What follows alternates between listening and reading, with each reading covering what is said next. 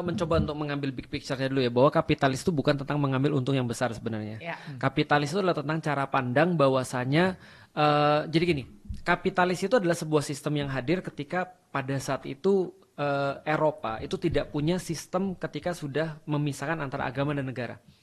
Karena pada saat itu agama itu menjadi sebuah hal juga yang mengatur negara sebenarnya. Ketika mereka pisahin sistem itu, maka agama sendiri, negara sendiri. Maka mereka harus cari semacam kayak aturan-aturan pengganti daripada itu. Jadi Nah, dari sekularisme duluan dari ya? sekularisme dulu, betul. Sekularisme terjadi, baru sekularisme ini punya anak banyak.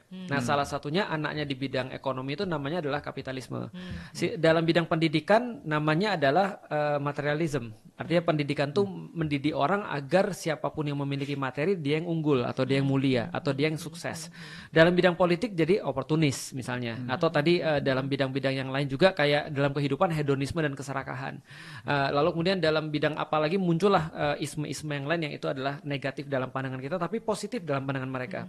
Karena mereka zaman sekarang bilangin, apa salahnya aku membahagiakan diri sendiri itu misalnya dengan misalnya contoh ya ada kata-kata apa salahnya aku punya mobil yang mewah untuk membahagiakan diriku sendiri, padahal dari sudut pandang yang lain ketika kamu punya mobil mewah tidak masalah sih, tapi coba lihat dong ada nggak sih yang lebih penting daripada itu gitu maksudnya. Nah, jadi sistem kapitalisnya adalah cara pandang ekonomi yang akhirnya meliberalisasi dalam banyak hal.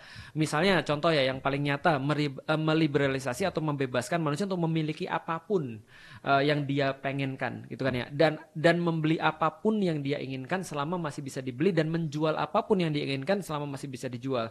Artinya sistem kapitalisme ini berdasarkan namanya juga kapitalisme dalam bahasa Arab prosumaliyah, artinya kepala duit. Ini seperti itu. Jadi dia nggak punya tujuan apapun selain cuma duit aja. Jadi menjadikan uang itu sebagai tujuan utama. Nah, jadi tidak terkait sama dengan mencari keuntungan sebesar-besarnya. Itu bukan kapitalisme, tapi mungkin menjadi part of capitalism.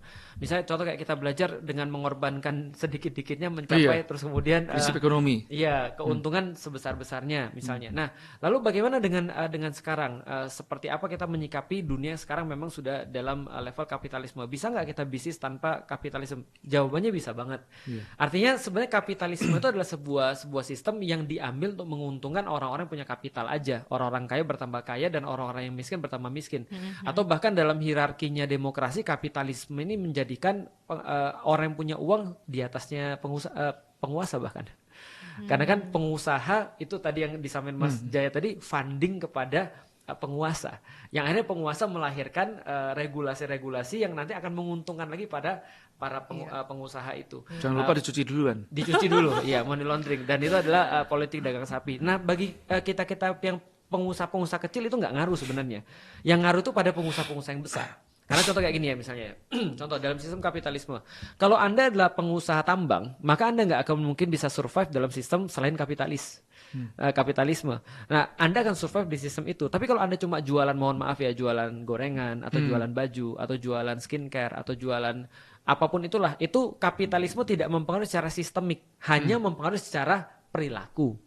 Nah, jadi perilaku keserakahan yang kita bahas tadi, perilaku terus kemudian overclaim, perilaku terus kemudian tipu-tipu, perilaku kemudian yang tidak bertanggung jawab atau tidak etik dalam berjualan. Nah, itu pengaruhnya di situ. Tapi bisa banget kok untuk survive dalam sistem kapitalisme dengan nilai-nilai prinsip-prinsip kebaikan yang kita yakini. Bisa. Oke.